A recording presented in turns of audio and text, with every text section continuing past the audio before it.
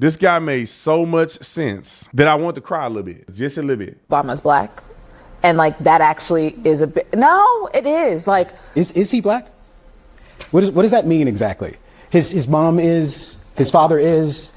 Whatever your definition is, let me tell you something. Whatever your definition. I've been saying this for years. My children are not black. My children are biracial. White supremacists. And I studied the study of whiteness when I was in college, which was a weird subject now. It wasn't woke when I was in college, because they had the study of blackness and whiteness. So we studied the idea of people prioritizing whiteness and white supremacy. And white supremacists had to make sure that the white race was pure. So therefore, any race mixing in the white race had to divert to the opposite race. So they can only have pure white blood people. And you dumb Negroes are capitulating white supremacy, and you try to act like white supremacy is a big deal to you, but you're furthering the messaging and the theology of white supremacy. Whatever your definition might want to be of is he's black. I think he's a when most people look at him, no. We do. You're we black, don't got the I'm time black, today Abby's black, Barack Obama is black.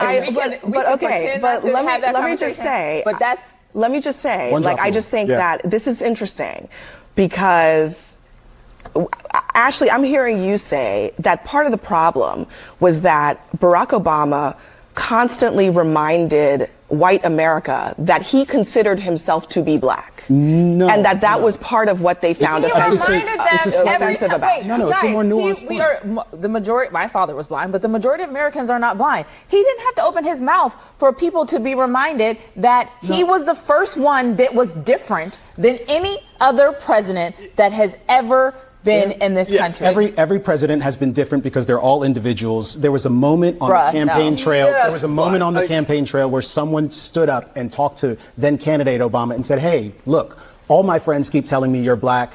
I tell them, no, you're biracial." And he lurched at the opportunity to say, "Hey, I'm perceived as black. I'm so glad I have an opportunity to talk about this. That's how I self-identify." So you didn't think he was black? I am an individual. I am not a black man. I don't even know what that means. I am an individual. Race is a preposterous social construct. Do you feel like that when you get pulled over by the police? I do feel like that when I get pulled over by the police. You know why? Because when they talk to me, they're engaging with this vernacular. They're engaging with me in this particular way.